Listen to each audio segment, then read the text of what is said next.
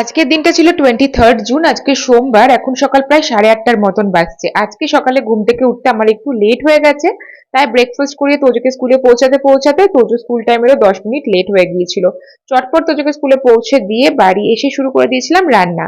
আজকে চিংড়ি মাছ বানাচ্ছি, আর চিংড়ি মাছটা জিরে গুঁড়ো দিয়ে বানাচ্ছি। জিরে আর লঙ্কা গুঁড়ো দিয়েছিলাম, আর তারপরে কড়াইয়ের মধ্যে সর্ষের তেল দিয়ে সেই মশলাটা দিয়েছি, আর তার সাথে 2 চামচ টক দই দিয়েছি।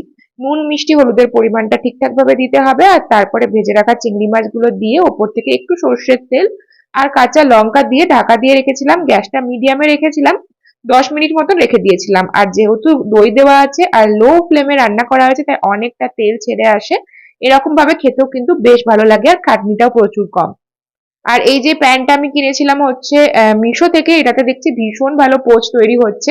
একসাথে 4টে করলেও এত সুন্দর তৈরি হচ্ছে, শেপটা ভীষণ ভালো আসছে।